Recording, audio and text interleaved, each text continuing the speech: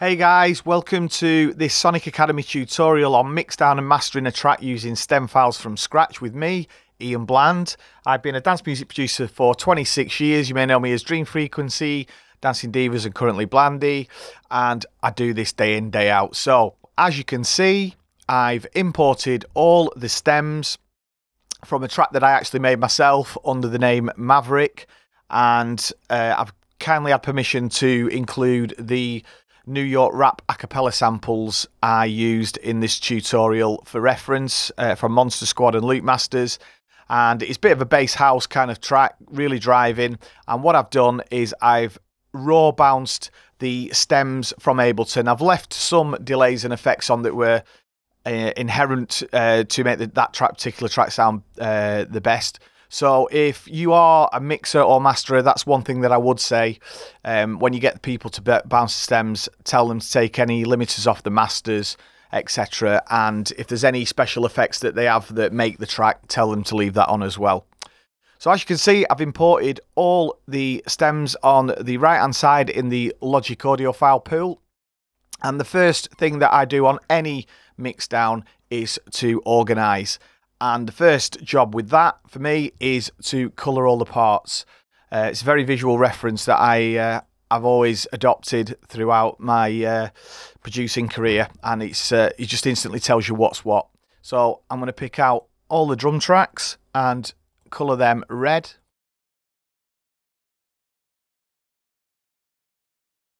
And as you do this, you know, sometimes you don't even have to look at the track itself. You can instantly see what's what just by the colours.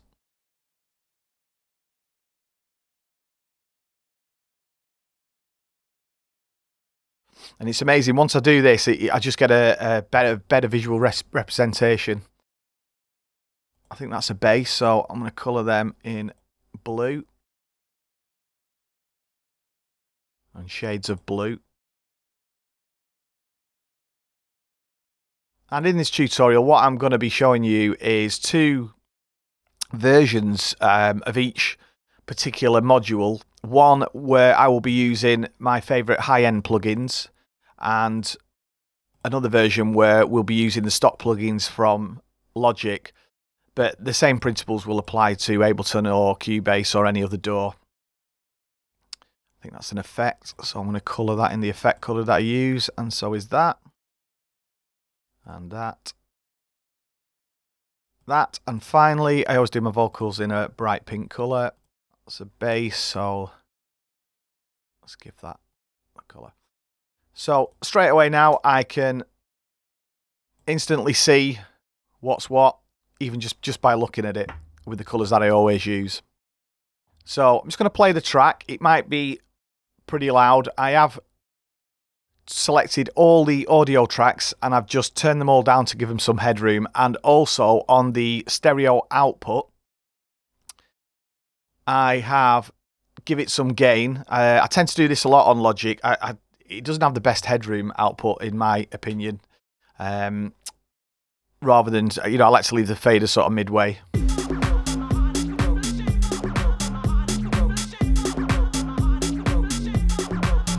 So the mix sounds quite balanced as it is, but we're going to get right into making it the best that it can be. And also on the master channel, I've got to hand my favourite reference plugin. If you've watched any of my other tutorials on Sonic, you will have seen me use this. It's fantastic, by Sample Magic. It's about 50 quid.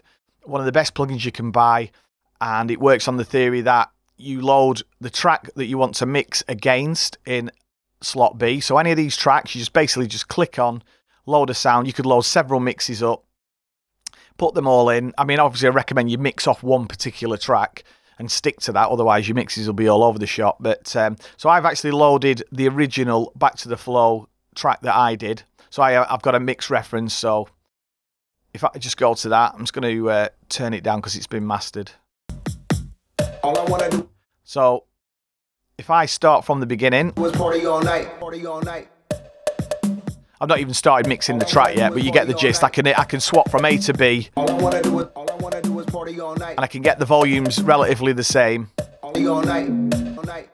So I've got an instant reference. No matter how bad my room is, sonic-wise, audio-acoustic-wise, as long as I can make my track as good as the track I'm listening to through this magic AB plugin, I'm in with a shout. So it's a really handy, really handy plugin to use, and you can set different points to do your mix from. As simple as that. So I could set, 1 point here, the drums intro, and I could go to 2, and I could set a loop point there. So when I'm listening to the track, when I was making Maverick, what I did do is I can't remember what track I mixed it against, but I wanted to include the full track in the tutorial as well. So I'm actually mixing against the track I did originally, if that makes sense. But if I was doing any normal track, I'd pick, a current beatport or track source, big track that I want to sort of stand it against, and I would put this in this plugin. So it's a really handy plugin to get, guys, and it's not that expensive. So we've organised all our track with colours. We're going to get into grouping in the next tutorial, but when you're mixing a track, it's essential to think about what you're mixing against. Also think about the grouping.